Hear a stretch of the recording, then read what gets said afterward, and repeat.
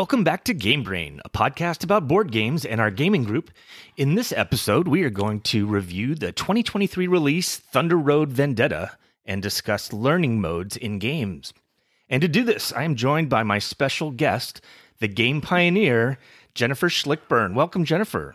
Hi, Trey. It's great to be back. Thank you. Great. People remember Jennifer was a co-host with us for a while, and this is one of our opportunities where we're happy to have her back. So you said, how'd this come about? You messaged me one day, and you had played Evacuation. Right. Yeah. So, yeah. Tell me about why you wanted to do this episode. What was on your mind? Well, there's a couple of things. One is, I'm on hiatus with my YouTube channel, which is going to come back. It's going to come back in a different form, but I'm on hiatus with it at the moment. And then, I was just thinking about tutorials and in board games and how I was experiencing them. And I thought, that could be a good topic for Game Brain. Well, if I'm going to suggest a topic, the least I can do is show up, right? Right. And so... Don't just say, hey, you should talk about this. Right, This would be a chance to come on and share your thoughts on it, which is great. I think it's a good idea. And I think we had a little bit, we're texting back and forth through Facebook Messenger and started to have a little bit of an argument. It's oh yeah, maybe this would be a good thing to talk with other people about. Yeah, because Trey and I love arguing. No, okay. Yes. Right, exactly. We don't always agree. However, I always respect his opinion. It's always well thought out. It's, just sometimes people don't agree. Sometimes Trey is wrong.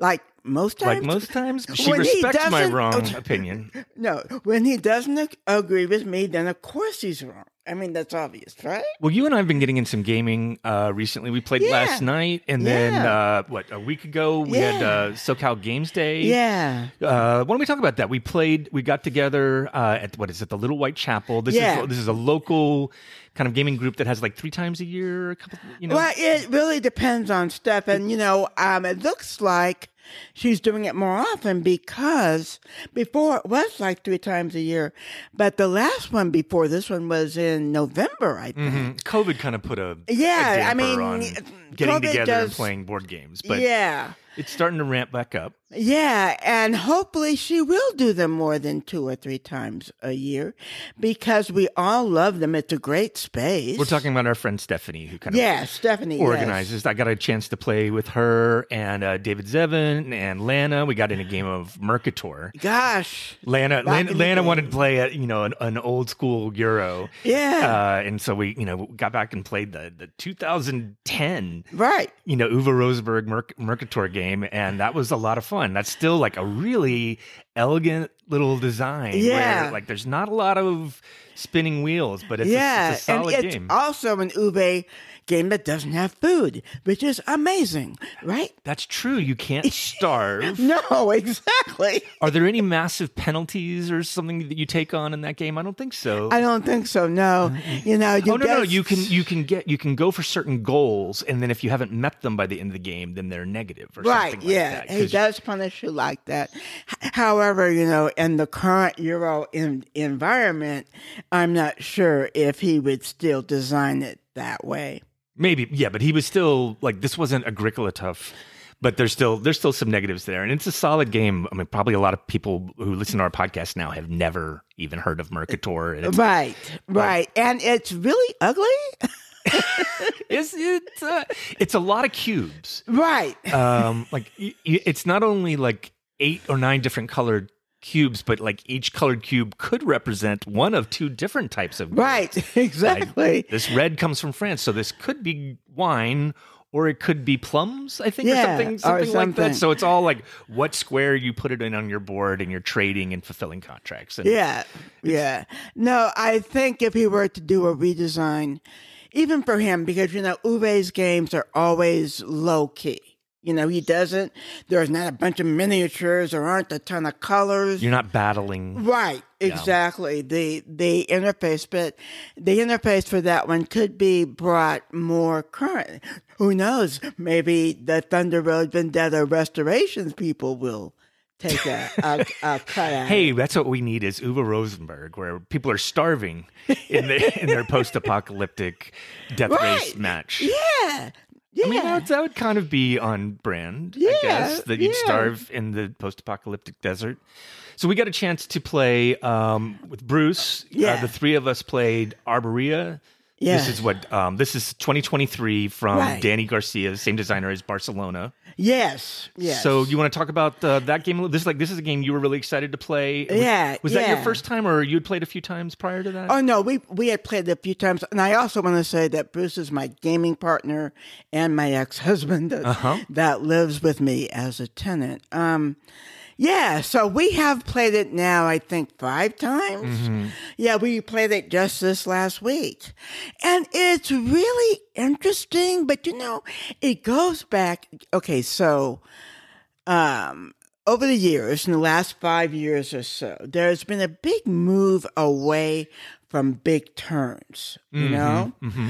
But Arborea goes back to those big turns. Right. And that it can be a while from you make your move and it might be 15 minutes before it gets back around to you there. Exactly. The next players are kind of chaining a bunch of actions together. They're not tiny. So for people that don't know this game, it's a little bit hard to describe because it has an art style that's kind of like a Miyazaki Japanese film, and we're kind of dealing with, I don't know, wood spirits or something like that, where we're kind of rebuilding the world after something has happened, and we're collecting resources, we're planting trees. Yep. And maybe the thing that's most distinctive about it is that it has what's been compared to Tzolk'in, is that it has a mechanism that kind of represents time, that when you place a worker, it is a worker placement, but when you place a worker in one of 4 different areas, you're essentially placing this worker on a conveyor belt. Yes. And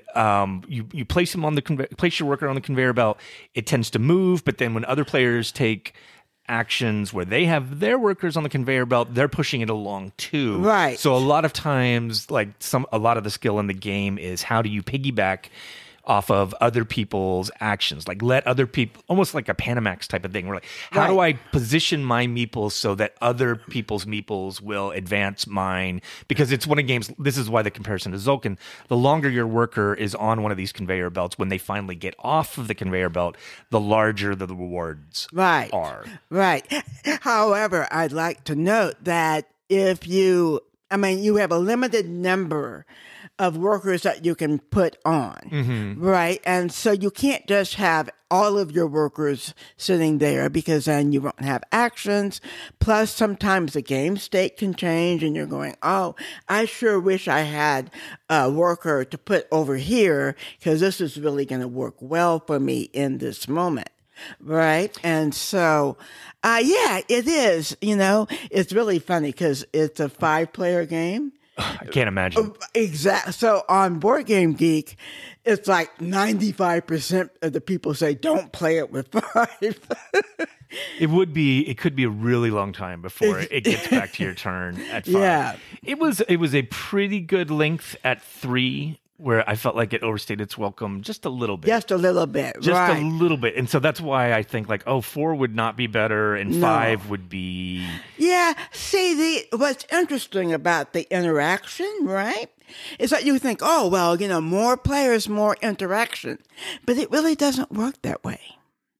Because of just the game and how it runs, you don't get more interaction. Plus, a lot of the interaction is passive. Mm-hmm. It's passive interaction. You don't, take that. There's no take that. There is no blocking. You can't really block. Right. And so in this specific game, you wouldn't benefit, I don't think, from any more than 3. We have played it with 2. 2 is a little slow developing as a game. You see what I mean? Because you do need other players to kind of do some of the work of having the conveyor belts exactly kind of pushed along. And at 5, it might be super fast.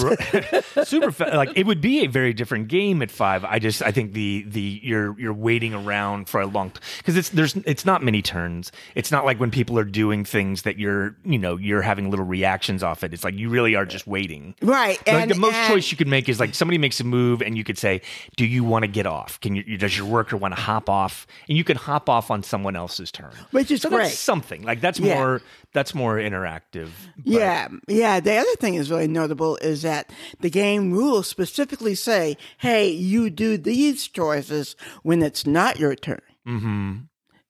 So don't take up even more time. I think this game, I think there's some really cool things about the game. I especially like how they treated market resources because all of the resources in the game are essentially shared. Right. Like you have access, you're never taking resources and putting them on your player board. It's a commonly shared thing, which I thought was really interesting. And as you contribute resources to this common pool, a lot of times you can either like use them immediately for yourself, or you can score points for generating these resources for the community.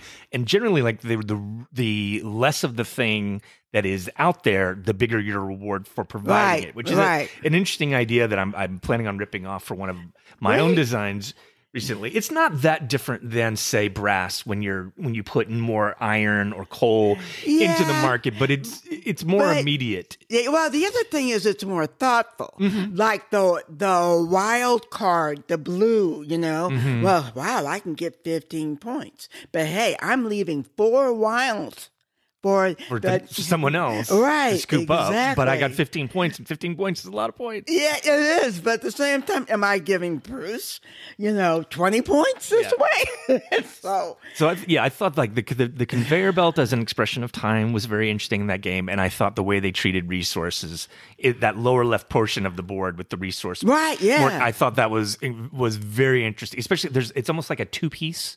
Thing where when you 2-piece, when you create a good, you're kind of moving the top half of a cube, essentially saying, okay, I'm gone from 1 to 3.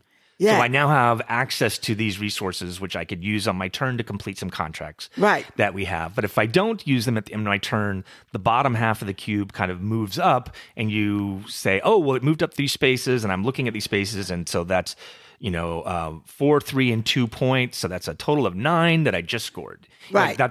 And I thought that was very clever. Yeah, because it makes you think, right? And it also makes you can't really plan because, of course, other people move these things up and down. But, that pink has 6 resources. So maybe I should take the pink card. Right. You're more likely to take a contract that's going to use the pink resources. Yeah. So there's some interesting stuff that comes there. Right. I think this game is going to be a little not paralyzing. What's the splitting people pretty dramatically? Polarizing. This game is going to be polarizing, and I find I fall on one side of the polarizing because I think there are plenty of people who look at the theme and say, this is a cute theme, doesn't mean anything, and I don't care.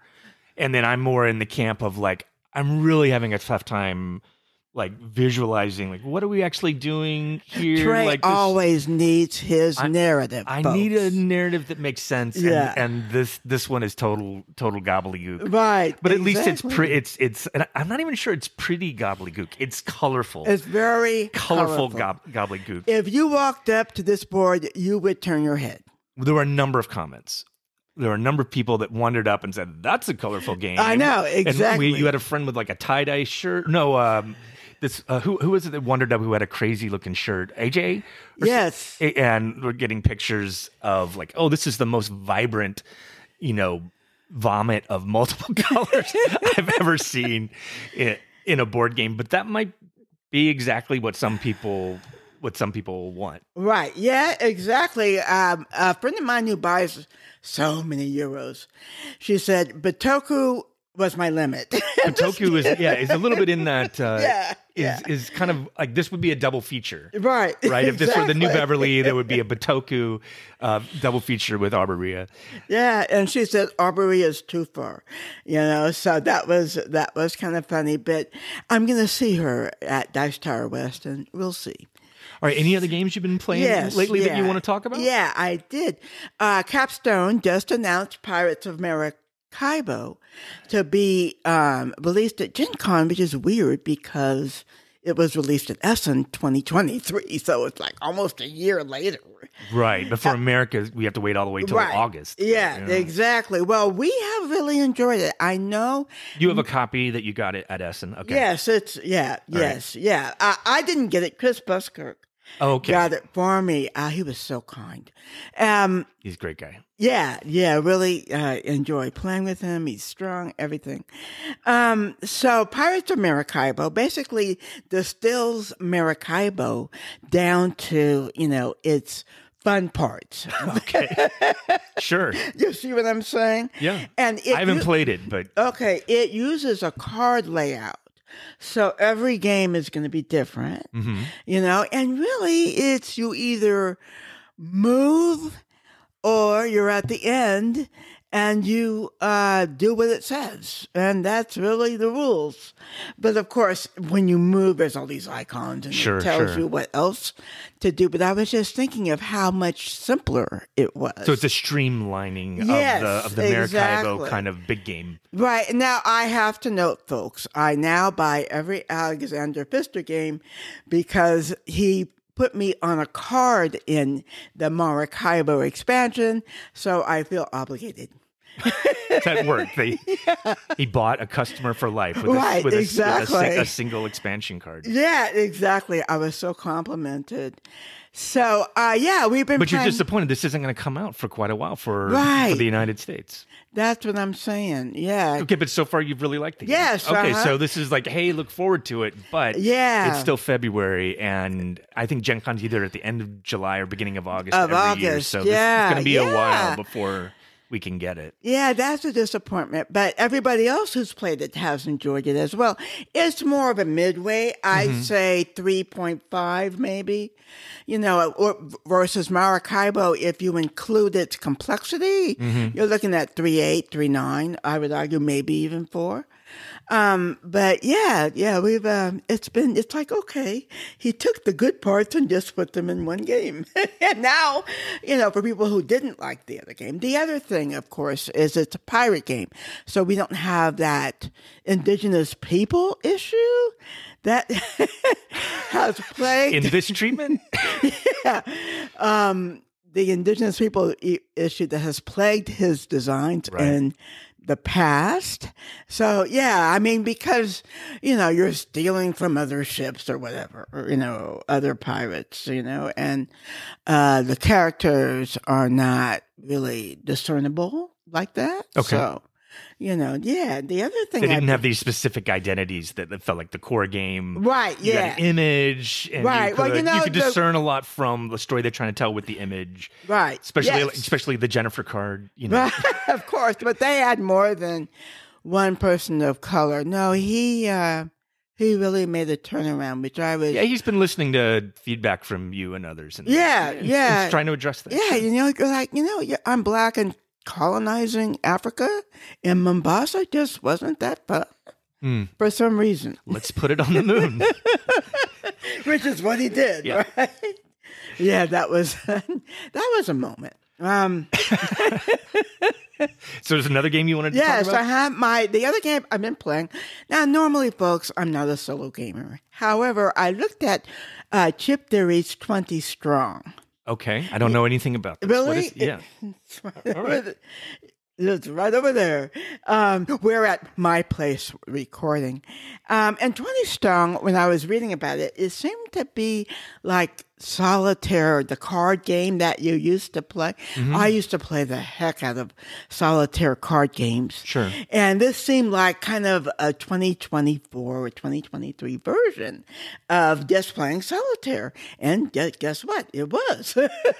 But in a good way. Yeah, in a good way, definitely. So what makes something a 2024 Solitaire? Well, because, you're turning over cards and you're going, okay, well, I have to battle this card or I don't. So there's like challenges and then you have decisions about where you're going to address it.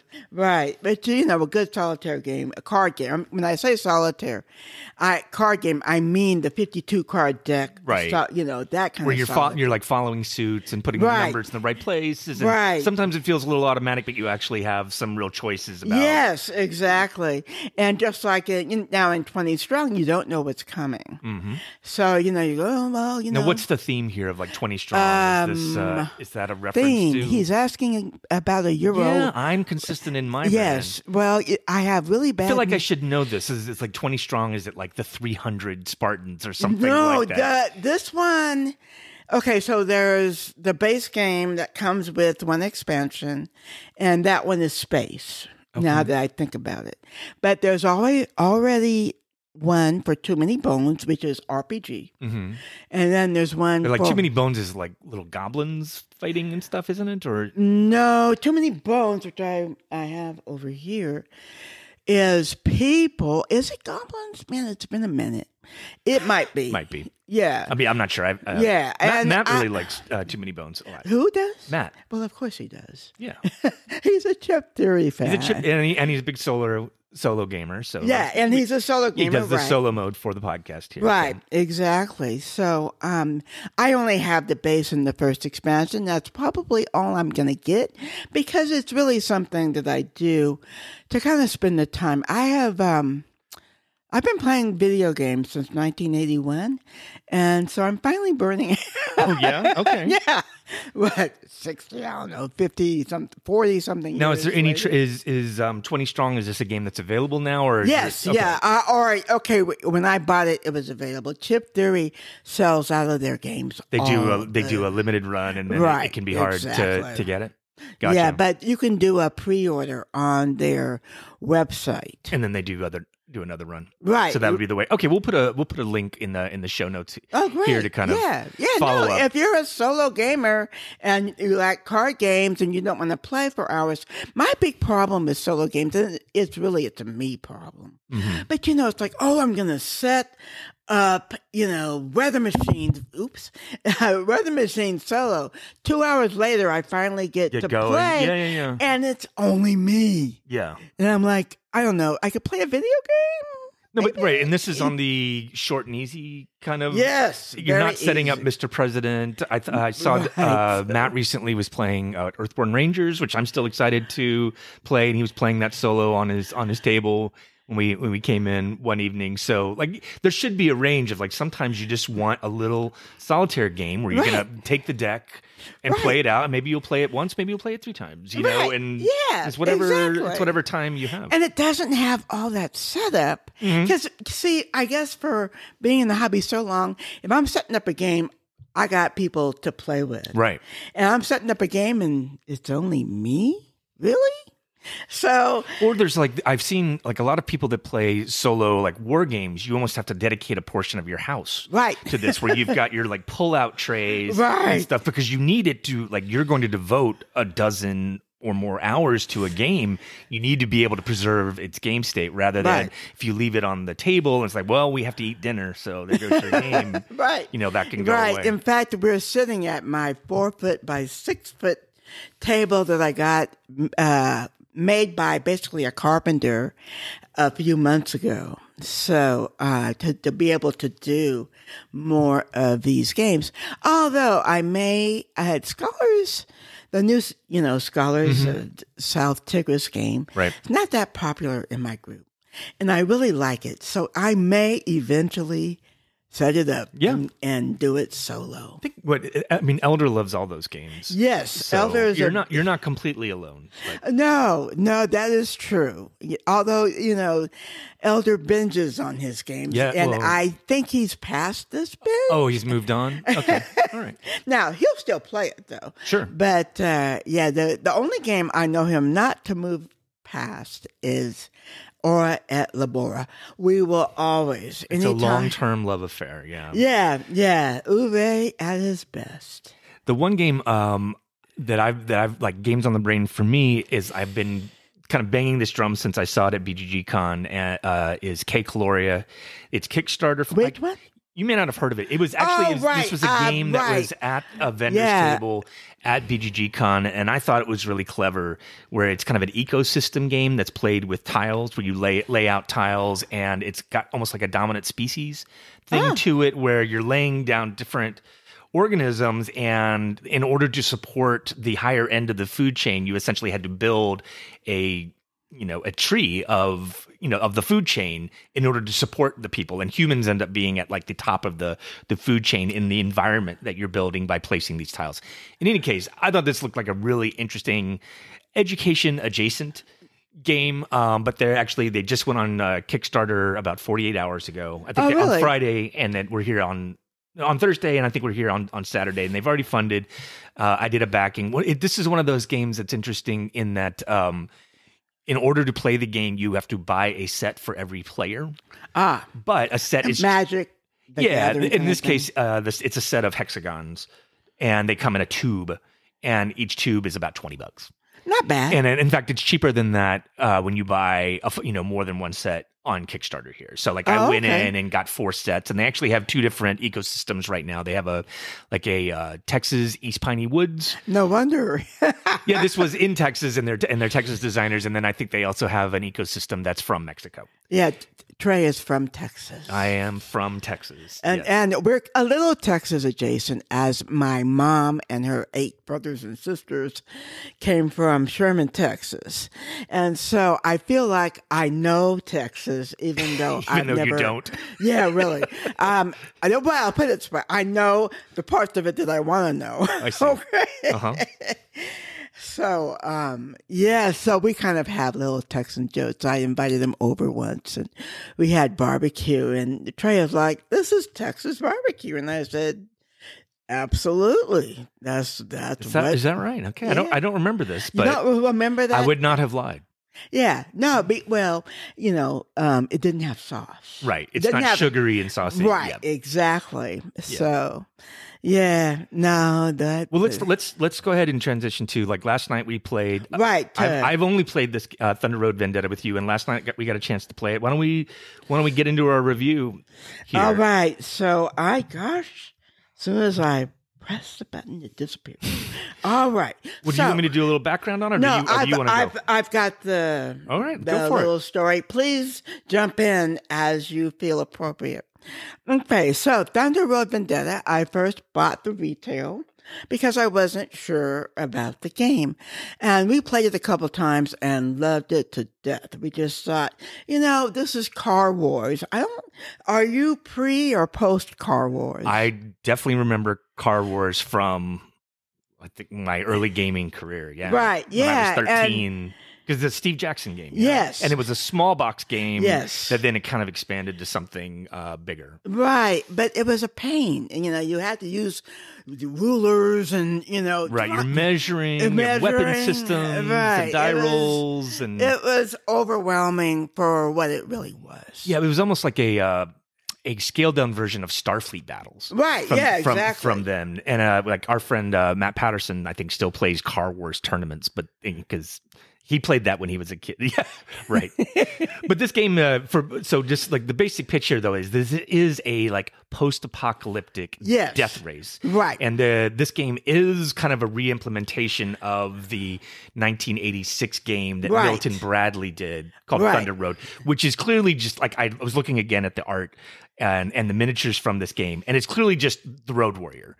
Right. This is based upon the Road Warrior, especially the end chase sequence from the Road Warrior. Right. So you can imagine a number of vehicles heading down the freeway, the Thunder Road, and just colliding with each other and smashing things up. And in the end, there can only be a single person who kind of complete gets to the end of the road. And that's the kind of core concept here. Yeah, so I loved it so much. So the Kickstarter for the Maximum was over, and I couldn't make Gen Con. But they put some up on the web shop for sale. So, okay, well, it's going to be 10 o'clock on Tuesday. Great. I'll show up. The website crashed so badly. So I was talking to customer support, and they're like, "Oh, you're Jennifer Schlickbernd, the co-designer of Advanced Civ." Right, I'm telling you, right? They said this. They said this. Okay. And they go, "We're going to reserve a copy for you." They knew about you on BGG and they were afraid. Really? They were afraid of what you would do. You'd be on BGG. It's like, I went on the website. And No. it crashed. They weren't. I wouldn't do that, and they weren't afraid of that. But it was just, hey, I'll take the name drop, okay? Sure. And you got a copy that way. Yes. All right. Yeah, I was just, to be honest, to be recognized like that was like, wow, It's incredible, literally. Yeah, that is really something. So, okay, so these are my, thoughts, and like I said, Trey. Well, do the basics first. Like, do the elevator pitch. Like, explain to people what this game is. Well, you are better at that because I tend not to talk about the theme as much as you like. Well, maybe I'll just do some basics here straight out of Board Game Geek. So this is a game for 2 to 4 players. It's definitely like you want to play. Now there's an expansion that takes it to 5. The maximum is 5. The maximum takes it to 5. Maximum version. We played it with 4 last night. 4 is a real good number. I think that BGG has it as 4. They have it down as a 45 to 75 minute playtime.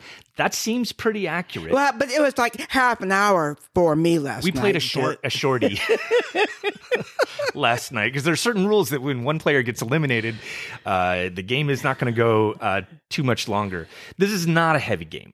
No. The weight on BGG is 2.02. And I say that this is a beer and pretzels game with tremendous amount of affection in that, like, this to me feels like the beer and pretzels game that I always wanted. Right, exactly. It's just, you have just enough agency in the game to feel like you have some control. So it's not just die rolling. Oh, look, I got a 6. It is more thoughtful than that. Yeah, it does have some, like, it has implemented some Euro mechanics to the massive amount of dice that we're rolling. Right. Like, you would think I would hate this, other than I love the theme, as Road Warrior is one of my favorite movies. But, like, it does involve a lot of dice rolling. But then it does some really smart things, which is rather than necessarily, like, yes, there's some, like, roll to hit type of stuff. But it's also the case that, like, you controlling 3 vehicles, you're rolling 4 dice. Based upon what you roll, then you're going to assign them to, on your turn, you're going to assign a die to one of your cars, and then you're going to carry out an action. So there's that thing that happens a little bit on, like, King of Tokyo, right, where you roll your dice, you see what you get, and then you're starting to plan out, okay, how am I going to use my dice? If you think about it, right, a lot of designers would have had you roll your dice and pre-assign them. Mm-hmm. But this lets you react to where your car ended up from the last time you saw it, right? So in the game, you can slam into people's cars, and then those cars can slam into other people's cars. And what's cool about it is they did it right. It feels like, this is, They kept it simple. Exactly. And that kept it fun. Right, exactly. But it also didn't feel like, it's completely it is kind of random, but for example, a large car has a benefit slamming into a small car, right? And that is rational and that makes sense, right? So, and it gives a little bit more complexity because you can think about that both with the large car, but also, do I want to put my small car right in front of these 2 large cars because that's going to be a recipe for a disaster. Yeah. And there's a balance thing there too, which is that the big car, the van, is going to kind of like not win all the collisions, but it's going to get a reroll if it doesn't like the result. At the same time, it's much easier to hit when people are firing at it. Right. Whereas the little buggy is going to not do so well with collisions, but is actually hard to shoot. And so it can kind of sometimes rabbit and get away from other people.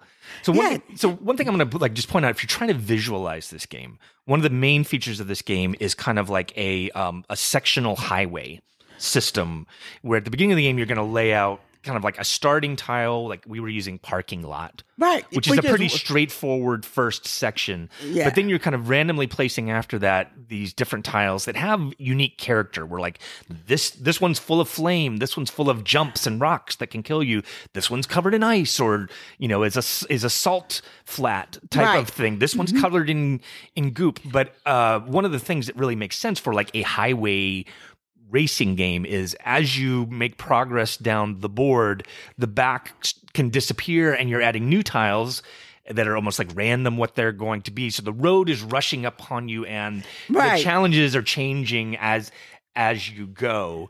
And you're going to play until generally until like one person's eliminated. Yes. Okay. So once one person is eliminated, then there are no more tiles added. They'll say that this final tile, that's the finish line, and the first person to get there. Yeah. You can also win just by killing everyone else. Right, which has happened. Yeah.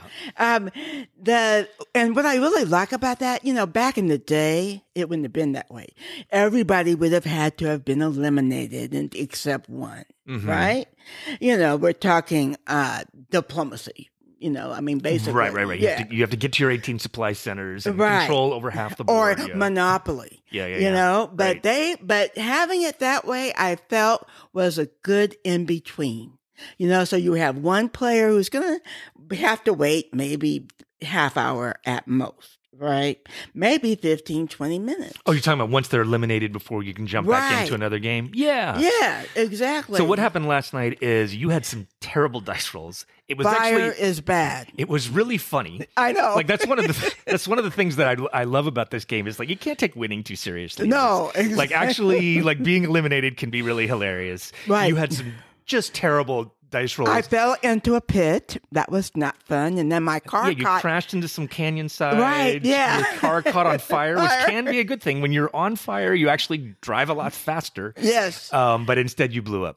Yes. It's 1 out of a 6 chance, right? But it was the case, like you were eliminated. So that triggered, hey, this third tile, third road section here, that's going to be the finish line. And we actually finished the game on the next turn. Yeah. So it wasn't, you were not like, it's at the right way. It's like, hey, somebody's going to get knocked out. We're going to wrap this thing up pretty quickly. Right. After And that. That's I love that. Like, generally we're against player elimination, but this one, like, it wasn't so bad. No. And also, folks, on your turn, when it's not your turn, well, first of all, things are happening. Yeah, exactly. Things are happening. Yeah, exactly. So that, it's not like, or particularly Monopoly, when are they going to be done? Dang, he hasn't landed on boardwalk yet. You know what I mean? And this is not like that. On other players' turns, often you're getting crashed into. Or shot.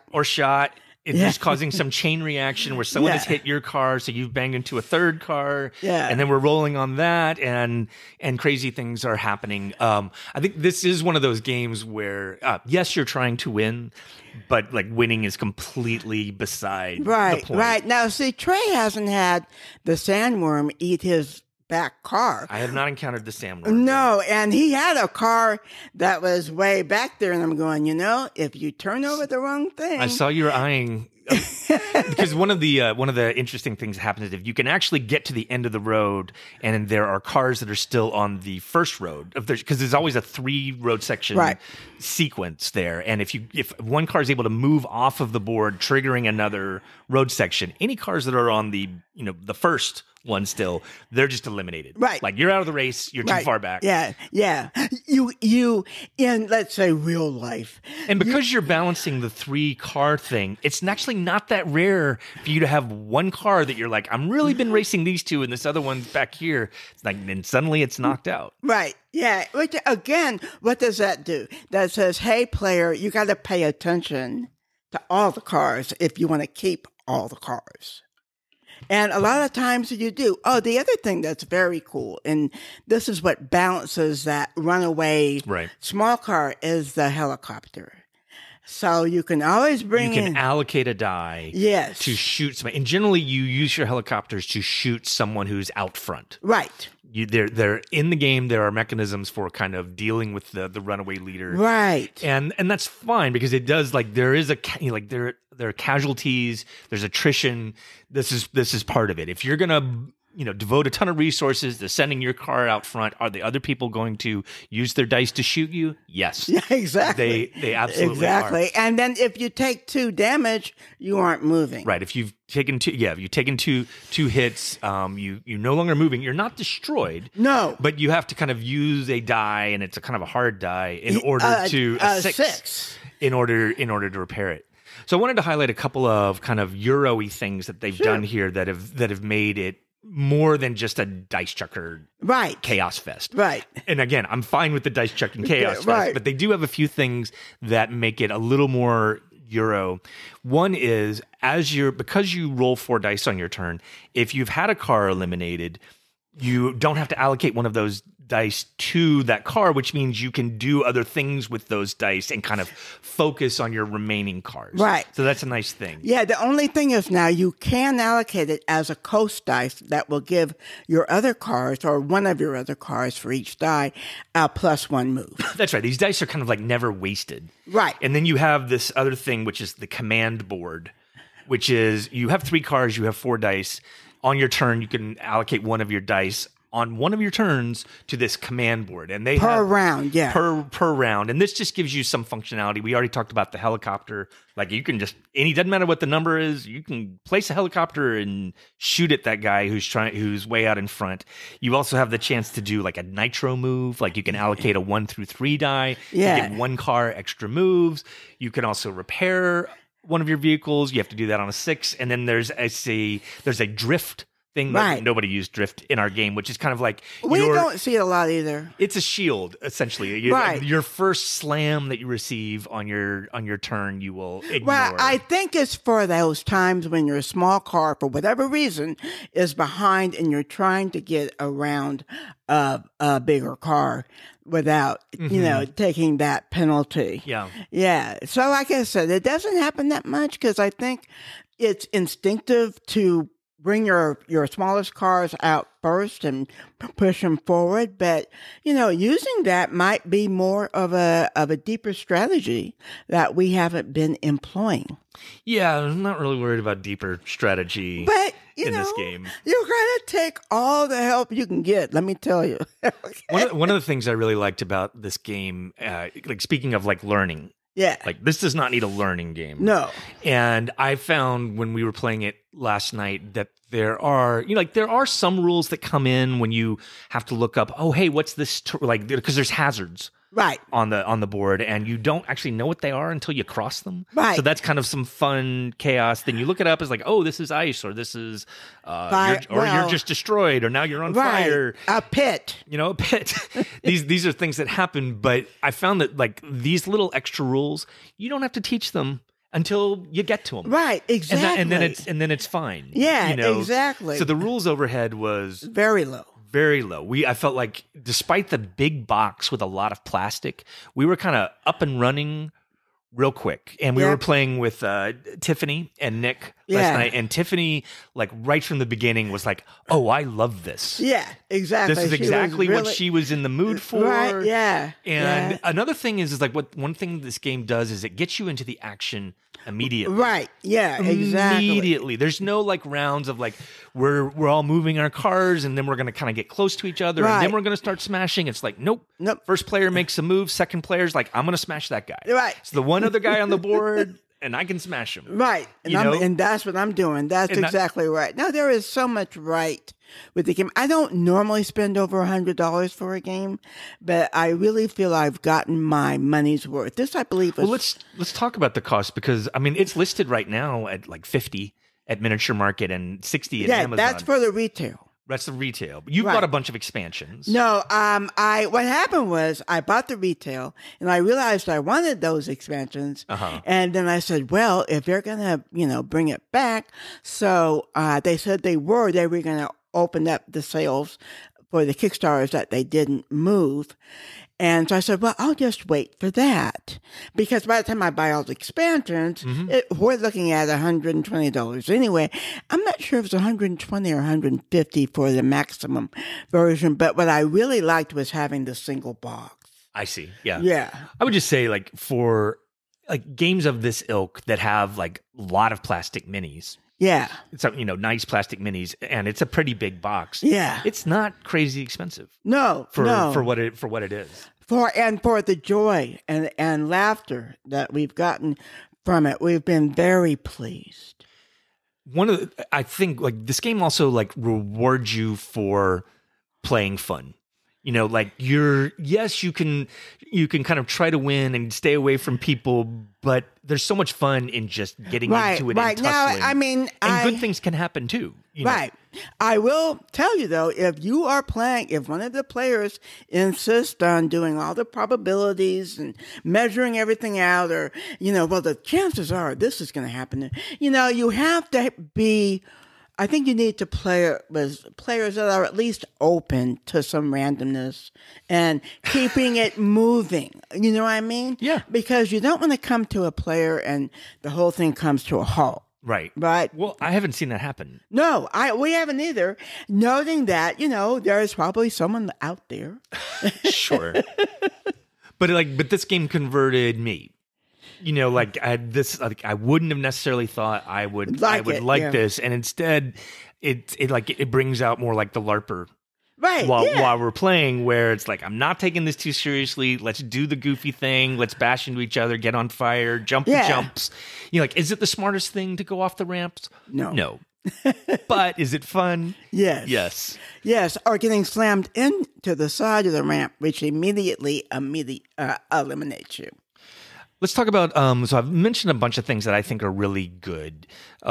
Maybe a final thing would be I think this is a great example of a game that knows what it is. Yeah. Right? Yeah, definitely. It knows it's a beer and pretzels game. It's kept things streamlined and simple. It doesn't have a ton of the other thing that it knows is that it's being published in 2023. And by that, I mean that we're expecting a smooth experience. We're not expecting a car wars measuring and yeah. You see what I mean? So I think but it can be hard to be that streamlined in design, but they've kept it they've stopped all bloat. Right. Yeah. And again, there may be hey, these different hazards are different, but you don't have to go and look up what this does until you hit it. Right. Now, the expansions, I keep meaning to bring them in. There's a big rig expansion where the truck kind of blocks you. Right. Like this big rig. Again, based on Road Warrior. Right. The big truck. Yeah. And there's also a motorcycle expansion. Right. And you can also hire a specific crew.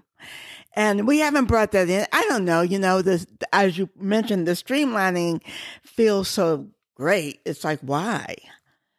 Well, the core game's very good. I think maybe if people want more, that's what these expansions are for. The maximum version, though, does include all of those different, the ramps, all of those different terrains. And I think that was definitely well worth paying for.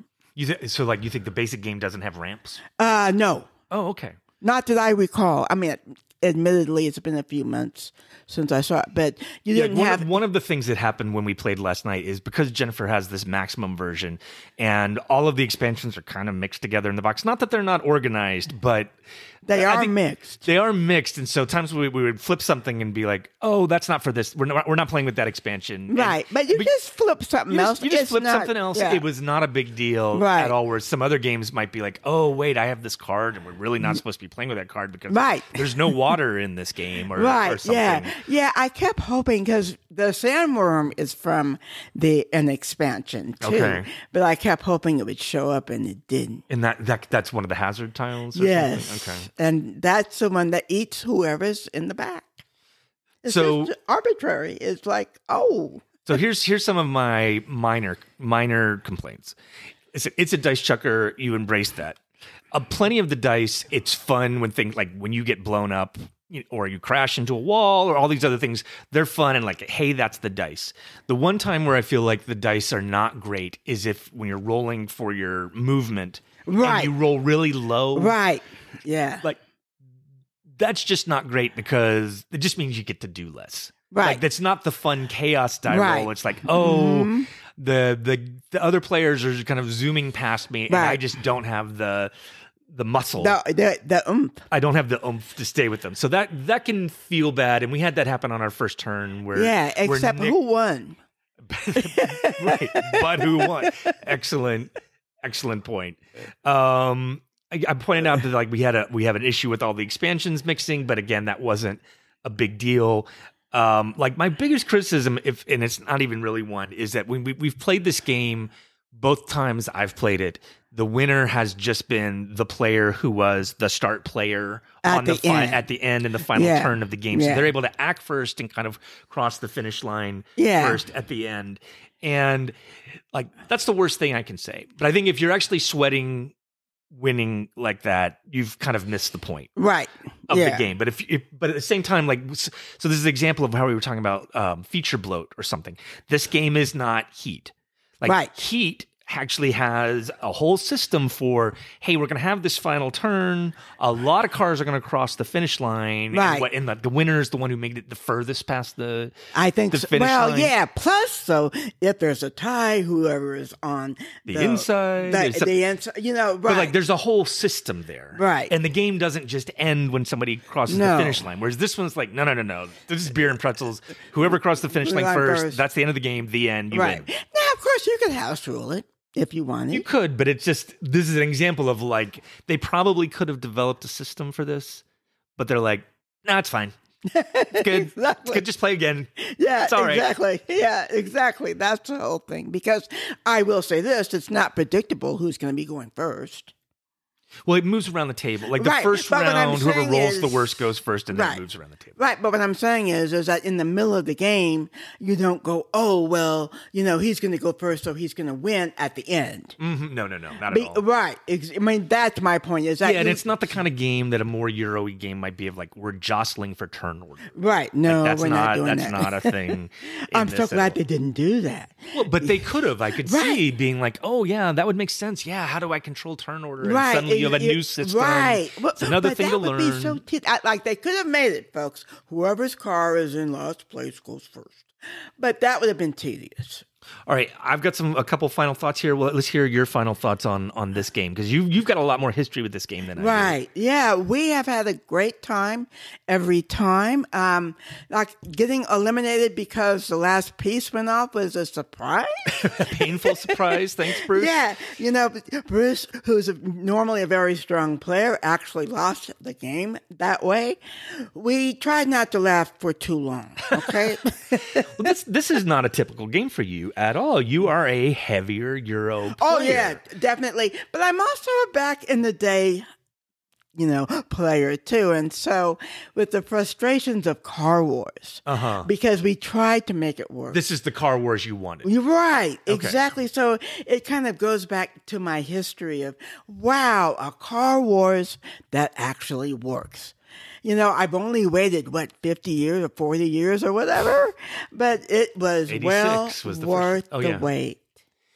This game made my top 5, even like my top 3 for 2023, and because I just had such a good time playing it. I think this is a game that, would I say this is the top 100 game of all time? No, of course not. But it's a game I definitely want in my collection. Yeah. And I could see this being a game, like there's plenty of games that I respect and I love, and they don't come out every year. Right. Like I don't get a play-in of Castles of Burgundy every year, even though I love it. Like it's not like something I feel like I have to get out. If I have Thunder Road and I plan on getting it and keeping it at my parents' house, right, then I was like, I know I'm going to bring this out once or twice a year. This will be a great game with family members. Yeah, exactly. You'll put it on the table. People will wander up, take a look at it. They'll be able to understand what's going on very quickly. Yeah. They'll be able to join in. Like this is like, I don't know. It probably hasn't been a huge hit, but it kind of should be. Well, I don't know. I don't know what their sales are. The expansion is going on Kickstarter or GameFound, one of them, fairly soon. This is the Carnage at Devil's Run. Yes, expansion. And that Kickstarter, I believe they promised you could still get maximum in that KS if you wanted it. All right. Well, I think that is it. This is a big recommend for both of us. And that's why we're doing, that's kind of what we do here. It's like when we're really excited of game, that's when we get together and talk about it. And this is not typical Game Rain fare, but like I said, I don't own that many games.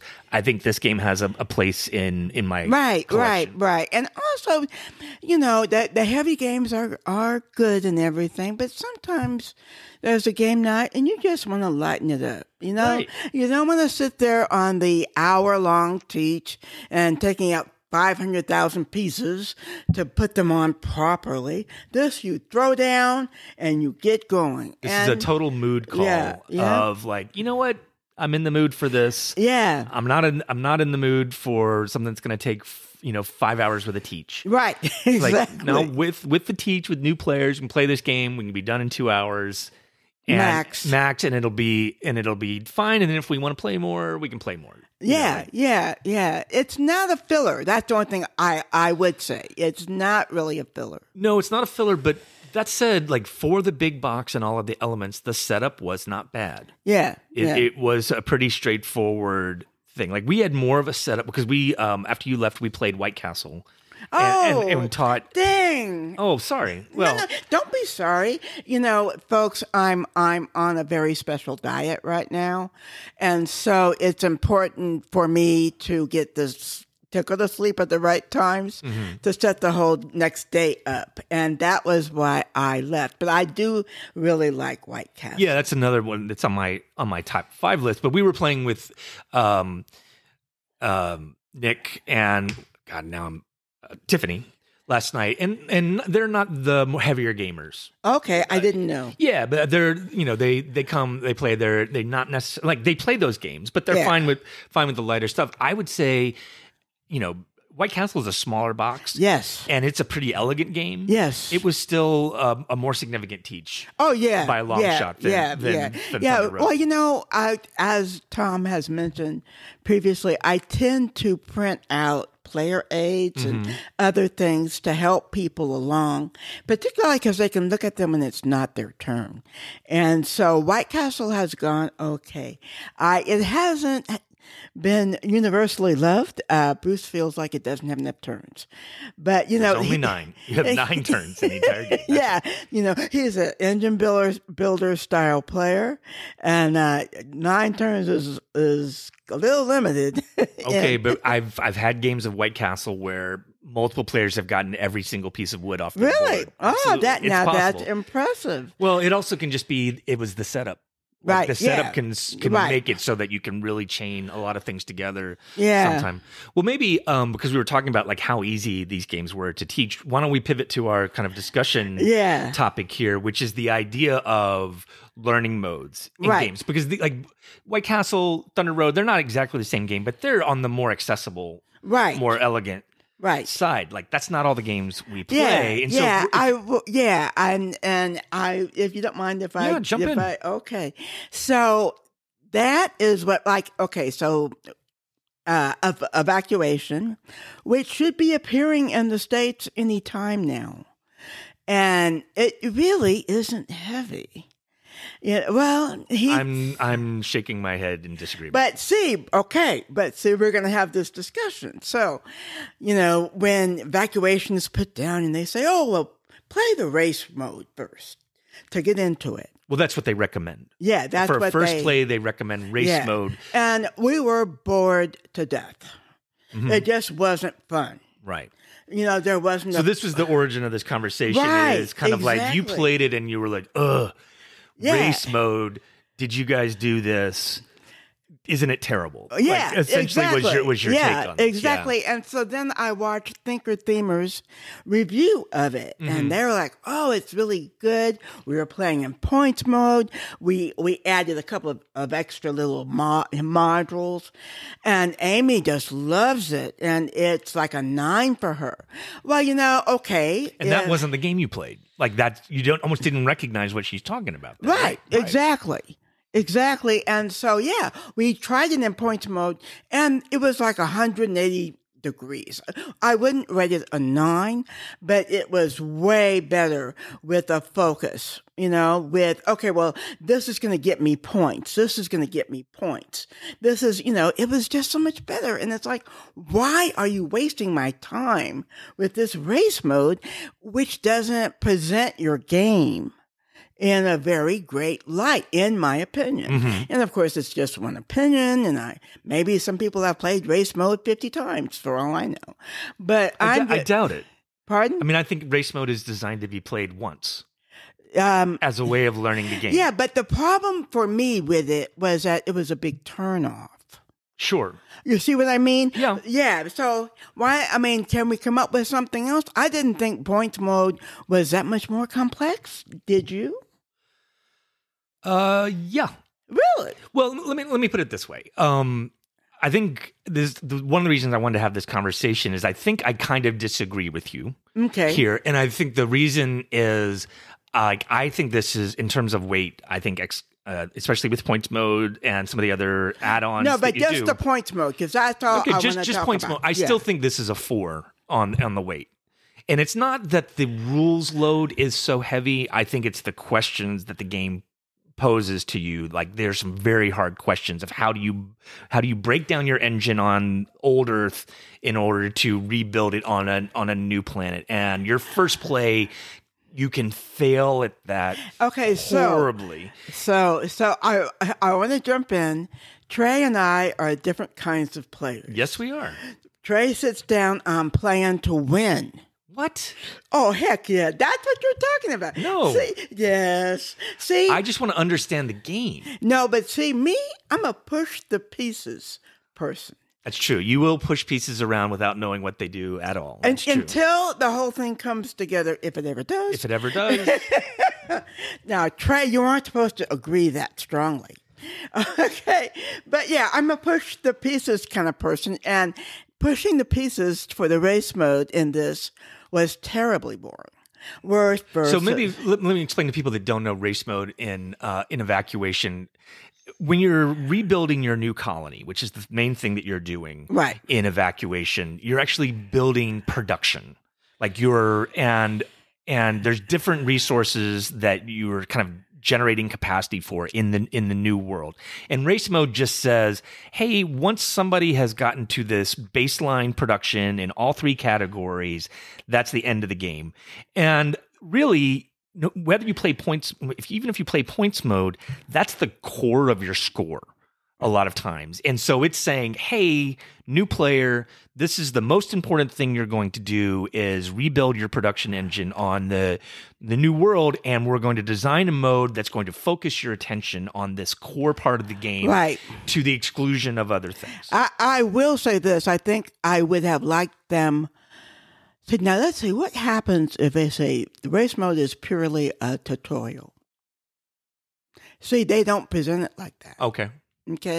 Now, if they say it's a tutorial, then I'm probably and this is one of those games that sometimes annoys me, where it has all these different modules and you can just pick and choose. Whereas I want the game to say, you know what, this is the real evacuation. Right, exactly. Play with all of these things or whatever, and only play with this thing for your first play or something like that. Or this is a tutorial for the main course. Then it's like, oh, okay, it's a tutorial, and we don't even have to finish it, right? Because, no, we get it now, right? Yeah, and race mode should finish quicker.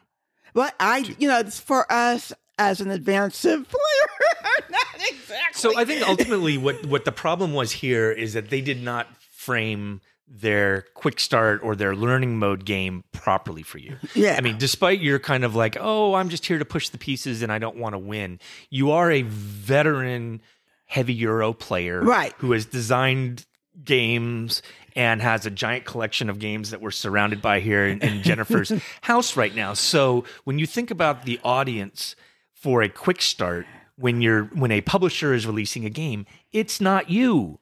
Right. You're not the audience for these things. Exactly. And I think, like, Tom has often, when we get games and they have a quick start option, he'll ignore it. He will completely ignore it. And I think that with the certain audiences, you are correct to do so. Right. And that's what bothered me, is that this is presented as a real game mode. Right? Versus, and in fact, I have it in my notes, versus, let's say, something like Revive, right? Which is this campaign. But you know that it's a campaign and that you can open these things up whenever you want because it's your game. Yeah. Right? And so had they presented it even that way. But this is like, oh, well, you can play like this.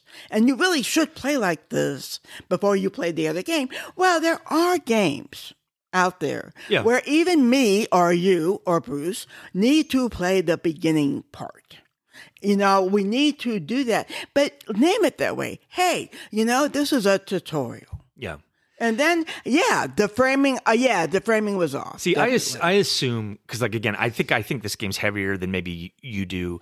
I assume they know from their testing that teaching that game with a lot of the audience for board games is tough enough that people were really struggling with it. Well, so depends. They had to distill it. Now, whether they were successful or not, right. That's another question.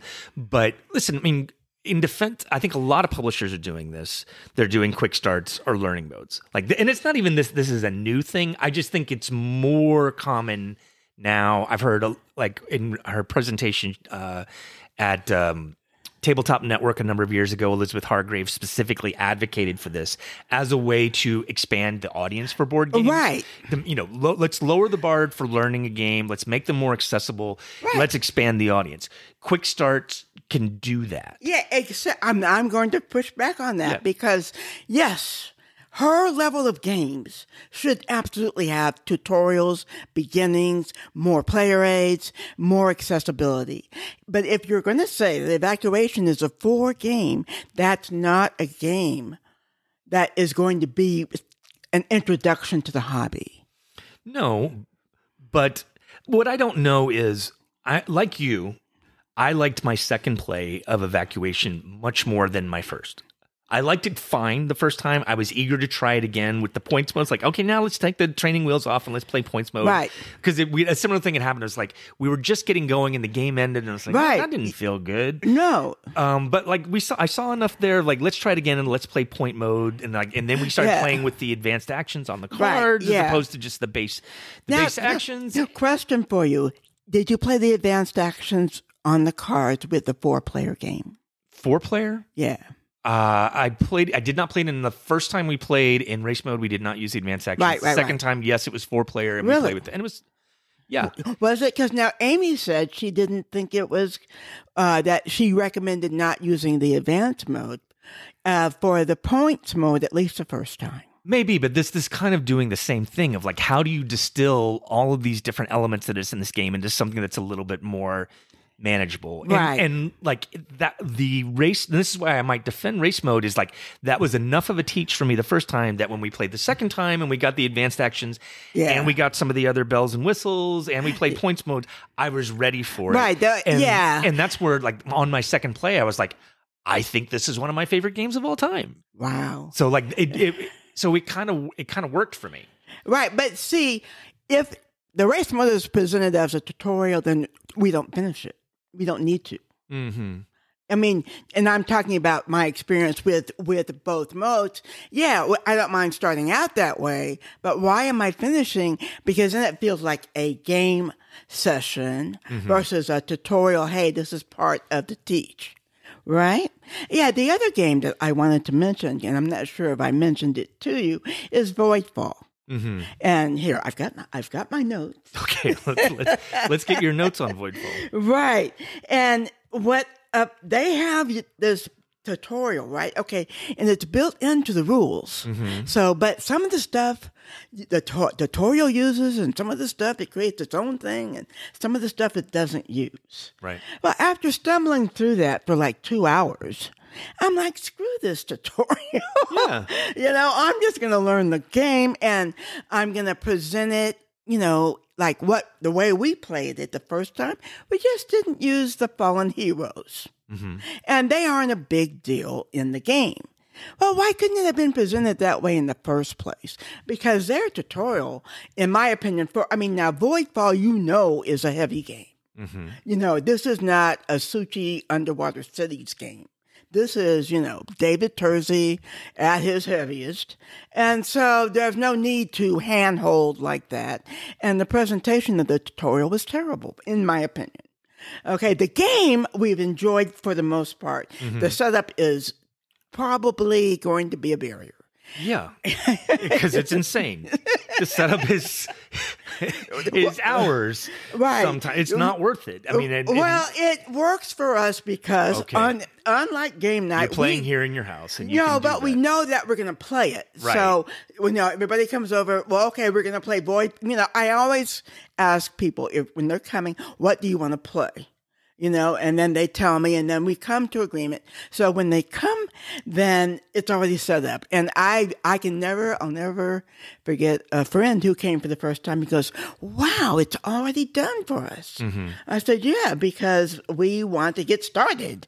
It shouldn't be around us sitting around waiting for Jennifer to put all this stuff together. So at any rate, though, I was very disappointed in the way that they did that. Yeah.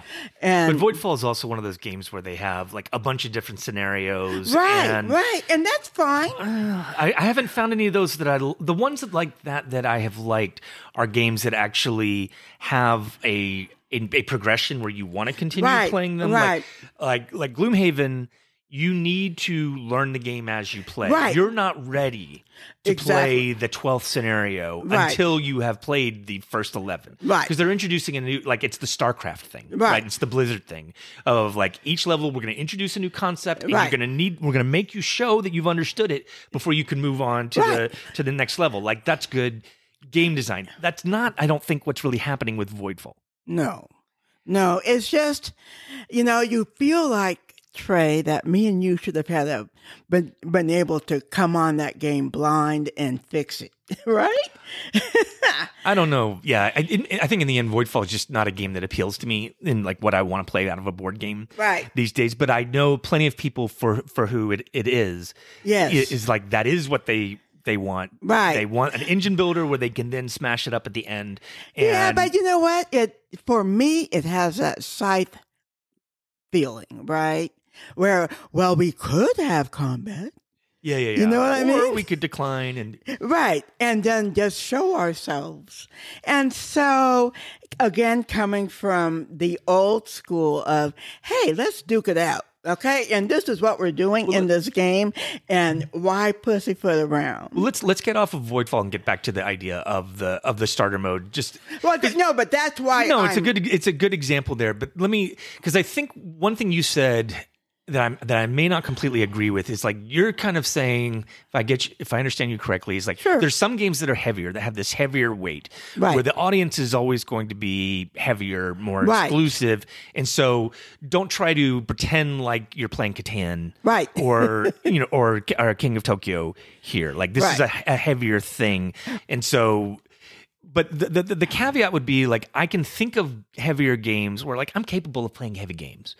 But I can bonk off of a game where if the initial teach is too hard, I sometimes be like, you know what, I'm not really willing to return. And like one of those examples, like people keep trying to get me back into 18xx games, and I did have a bad experience the first time I played, which was the nature of those games is you have these, you're forced to make some very large decisions right at the beginning. And one of them, yes. Oh, well, maybe that's the one I played. It's like that was the one you played. Up private corporations. Exactly. Like, I had no idea. But see, now someone should have just said, "You're doing this, and here's your private corporation." And which is how I explain. Well, that's very smart of you. But because we love Tom. Trey has known Tom forever, but Tom sometimes in his explanations misses context. Trey likes narrative. I like context. And so what should have happened in that game is, you know what? Just turn everything upside down, choose one, because it's not going to matter. Yeah. It's irrelevant. Instead, I got stuck on it. Right, exactly. But if you don't say that, then how are you supposed to ever know? So, no, I understood the whole thing. I feel that Trey could be so good at 18. God, he loves I'm so glad I have not gotten sucked into them because I do see people playing just hours and hours and hours and hours. No. We're not playing hours. Ben has gone down the 18x rabbit hole, and he's very happy to be there. No, yeah, he is, but at the same time, it's like the same reason I haven't played a lot of Baldur's Gate 3. It's like I'm sure I would really love it. Yeah. And that would be a terrible thing for the writing I need to do. Right, I know that. No, but see, Ben likes those kinds. But because of the renaissance of 18xx, you're sitting right in front of, I can look at 3 18xx here that are done in 3 hours. Mm-hmm. And, no, it's never, well, okay, a friend of mine plays one of them in 45 minutes, but I'm not telling you that's typical. But, no, they definitely don't have to be long. They don't have to be complicated. Ben likes those kind, and that works for him. Right. I think, for me, if I'm playing, again, it's just like with Twilight Imperium, with 18XX, if I'm playing past 8 hours, why am I not playing Advanced Civ? Okay. Now, Trey, by the way, folks, is a very accomplished Advanced Civ I'm player. not. But I did play it as a teenager, and so I have a great deal of affection for it. But it's almost impossible to get a game of it now. Well, when we played it, and it's kind of like, oh, there's reasons why we don't want to play this anymore. Like, it takes a long time. There's a lot of downtime. Yeah, but see, again, I guess I would advise that you ask the game breaker his experience when he played with us in a 7-player. Okay. And see how he felt about I will let it. the game breaker speak for himself. Right. So maybe like to wrap up this discussion about fast starts. Yeah. I think they are a really great trend in the hobby. I think they expand the audience. I think your kind of point is They waste my time. they waste your time.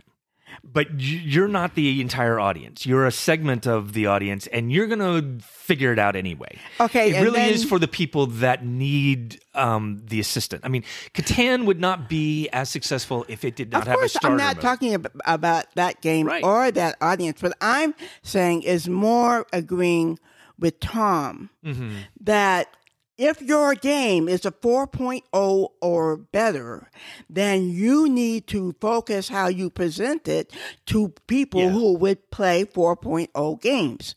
That's what I'm saying. Yeah. I'm not saying, of course, you need these beginner modes for the middleweight, even maybe the middle heavyweight. But when you're getting into some serious gaming, I think...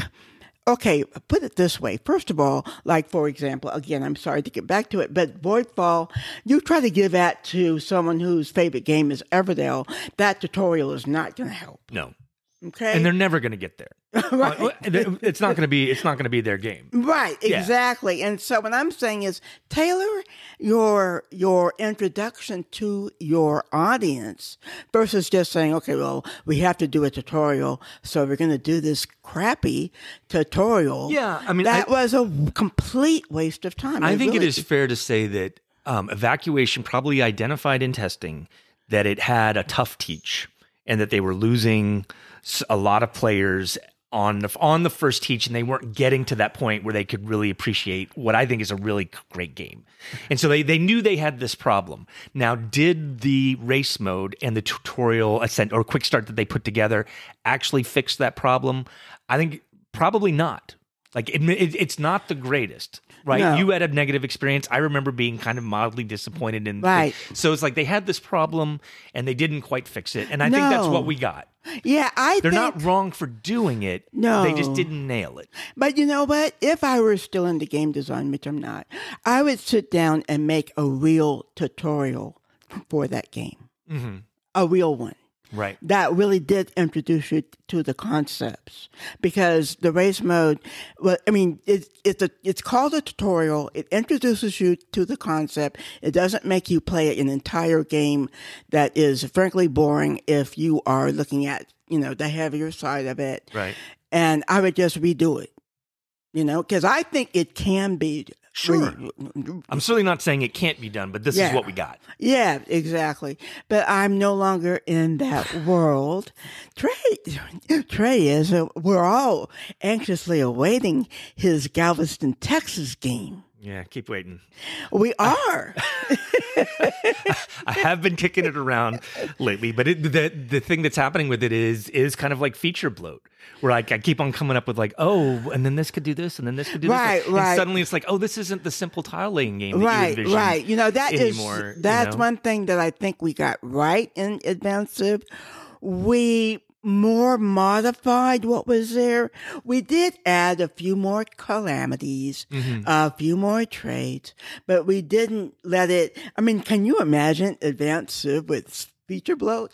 Well, next week when we get done, right? Yeah, it's already pretty significant. But at least with Civ, you have a card system. Right. And card systems are incredibly flexible for expansion because you can just, you write text. Right. And you've expanded the game that way without introducing all new mechanisms that have to be taught. Like the cards just speak. That's why a game like Agricola has such high replayability, is like you just keep releasing new cards that change the meta. They all fit. Yeah. Yeah. And like they all fit. And then some ended up being too powerful. And so the community banned them. And like that's how Magic works. Magic the Gathering. Like you just print stuff on cards.